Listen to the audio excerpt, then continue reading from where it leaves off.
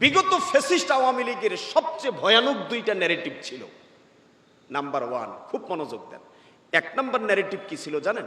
মানে আজকের আলোচনার সাথে এই ন্যারেটিভের সম্পর্কটা কি 2 মিনিট পরে বুঝতে পারবেন, খুব মনোযোগ দেন। আওয়ামী লীগের এই ফ্যাসিজম কায়েমের পিছনে শক্তিশালী দুইটা ন্যারেটিভ ছিল। 15 বছর দিনের ভোট রাতে আদায় করে ফেলছে, কিচ্ছু বলতে পারেন নাই। যদি জিজ্ঞেস করছেন কিছু, সাথে সাথে ওই ন্যারেটিভ দাঁড় করাইছে। সে ন্যারেটিভটা কি জানেন? এক নাম্বার ন্যারেটিভ হচ্ছে 71। কি কথা বলেন? বাংলাদেশের পরিস্থিতিতে 71 এমন একটা ইস্যু, ওটা ধরাও যাবে না, ছোঁয়াও যাবে না। কথা বলেন ঠিক না বেটি? ওটার সামনে দিয়েও যাওয়া যাবে না, পিছন দিক দিয়ে যাওয়া যাবে না।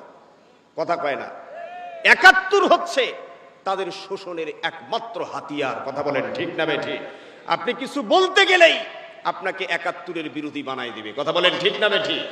71-এর ধ্বজাধারী, 71-এর ইজারাদার একমাত্র আওয়ামী লীগ। এই ন্যারেটিভ তারা 15 বছরে ভয়ানকভাবে প্রতিষ্ঠিত করার চেষ্টা করেছে। কথা বলেন ঠিক না বেটি?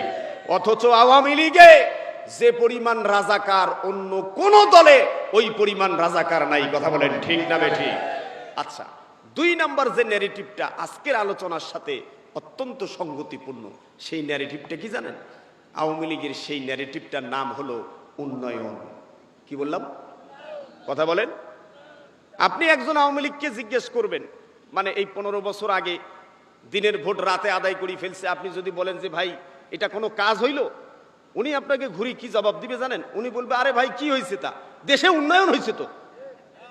কথা কয় না? মানে যাই বলেন বলবে যে দেশে উন্নয়ন হয়েছে তো। হয় নাই? কয়েছে এই যে রাস্তাঘাট, আগে কি এরকম রাস্তাঘাট ছিল? এই ব্রিজ হয়েছে, কালভার্ট হয়েছে, মেট্রো রেল হয়েছে, পদ্মা সেতু হয়েছে, উড়াল সেতু হয়েছে, এই হয়েছে সেই হয়েছে।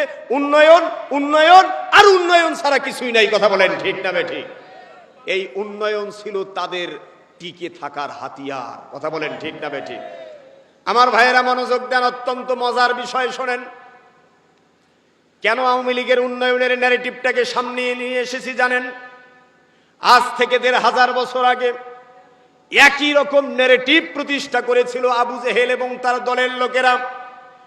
আজ থেকে 1500 বছর আগে ওই যুগেও মানুষের কোনো বাক স্বাধীনতা ছিল না, মানুষের কথা বলার কোনো স্বাধীনতা ছিল না, মানুষের ধর্মীয় কোনো অধিকার ছিল না, মানুষের ধর্ম প্রচারের কোনো স্বাধীনতা ছিল না।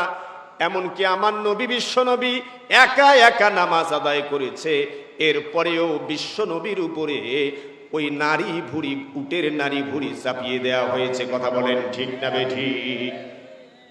এই যে ন্যারেটিভটা ওই যুগেও ছিল। কিভাবে ছিল জানেন? আল্লাহ রাব্বুল আলামিন কালামে পাকের সূরা কুরাইশ, সম্মানিত শিক্ষক বৃন্দ যারা আছেন, ইসলামী আন্দোলনের কর্মী সমর্থক শুভাকাঙ্ক্ষী যারা আছেন, কান লাগিয়ে শোনেন। আজ থেকে 1500 বছর আগে আবু জেহেল এবং তার দোসরেরা তারাও একই রকম আওয়ামী ন্যারেটিভ ফেরি করেছিল। তারাও মানুষকে বলেছিল আমদানি আর রপ্তানি বাড়লেই বোধহয় ক্ষুধা দারিদ্রতা দূর হয়ে যাবে। তারা মানুষকে বোঝানোর চেষ্টা করেছিল ব্যবসা বাণিজ্য, ব্রিজ কালভার্ট উন্নয়ন হলেই ক্ষুধা দারিদ্রতা দূর হয়ে যাবে। মানুষের বাক স্বাধীনতা থাকুক চাই না থাকুক, মানুষের কথা বলার স্বাধীনতা থাকুক চাই না থাকুক, মানুষের ধর্মীয় স্বাধীনতা, ধর্ম প্রচারের স্বাধীনতা থাকুক চাই না থাকুক, তারা বলেছিল আমদানি আর রপ্তানি, শীতকালীন সফর আর গ্রীষ্মকালীন সফর যদি টিকে থাকে, তারা বোঝানোর চেষ্টা করেছিল আমদানি আর রপ্তানি যদি টিকে থাকে তাহলে আমাদের দেশ টিকে থাকবে। বিশ্বাস করেন সাতক্ষীরার তৌহিদে জনতা, আজ থেকে 1500 বছর আগে আমার নবী বিশ্ব নবীর মাধ্যমে কালামে পাকের সূরা কুরাইশ নাজিল করে আল্লাহ তাআলা আওয়ামী লীগের সেই ন্যারেটিভকে ভেঙে খান খান করে দিয়েছেন। আল্লাহ রাব্বুল আলামিন বলেন, ফালইয়াবুদু রাব্ব হাযাল বাইতিল্লাযী আত'আমাহুম মিন জু'ইন ওয়া আমানাহুম মিন খাউফ। আল্লাহু আকবার বলেন। রব্বুল আলামিন বলেন, নবী আপনি জানাই দেন, শুধুমাত্র শীতকালীন সফর আর গ্রীষ্মকালীন সফর, শুধুমাত্র আমদানি আর রপ্তানি বৃদ্ধি করলেই ক্ষুধা দারিদ্রতা দূর হবে না। এবার আমরা আল্লাহকে জিজ্ঞেস করলাম, আল্লাহ তাহলে ক্ষুধা দারিদ্রতা কিভাবে দূর হবে আল্লাহ আমরা জানতে চাই। রব্বুল আলামিন বলেন, বান্দা সত্যিকার অর্থে টেকসই উন্নয়ন যদি করতে চাও, ক্ষুধা দারিদ্রতার কবল থেকে গোটা জাতিকে যদি স্থায়ীভাবে বাঁচাতে চাও, রব্বুল আলামিন জানিয়ে দিয়েছেন অন্য কোনো পন্থায় কাজ হবে না। ব্রিজ কালভার্টের নামে উন্নয়নের মূলা ঝুলাইয়া, জনগণের টাকা জনগণের সম্পদ লোপাট করিয়া ব্রিজ কালভার্টের নামে যদি তোমরা রডের বদলে বাঁশ দিয়া জনগণের সম্পদ বিদেশে পাচার করো, তাহলে ওই উন্নয়ন দিয়া কাজ হবে না। রব্বুল আলামিন বলেছেন, ফালিয়াবুদু রব্বা হাযাল বাইত।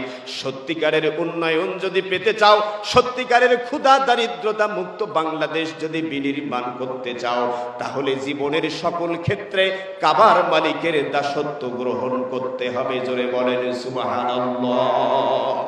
ফালিয়াবুদু রব্বা হাযাল বাইত। ওই যে কাবা ঘর দেখা যায়, ওই কাবার মালিকের দাসত্বের বিধান জীবনের সকল ক্ষেত্রে মেনে নিতে হবে। আল্লাহু আকবার বলেন। আমার ভাইয়েরা, এবার আমরা আল্লাহকে জিজ্ঞেস করলাম, আল্লাহ কাবার মালিকের বিধান যদি আমরা মেনে নেই কি লাভ হবে? রব্বুল আলামিন বলেন, আল্লাযী আত'আমাহুম মিন জু। বান্দা আমি কথা দিচ্ছি, আমি প্রতিশ্রুতি দিচ্ছি, বান্দা জীবনের সকল ক্ষেত্রে কাবার মালিকের বিধানকে যদি মেনে নিতে পারো, আমি আল্লাহ কথা দিচ্ছি, আমি আল্লাহ প্রতিশ্রুতি দিচ্ছি, ক্ষুধা দারিদ্রতা অভাব অনটন বেকারত্ব আমি আল্লাহ চিরতরে দূর করে দেব। জোরে বলেন সুবহানাল্লাহ।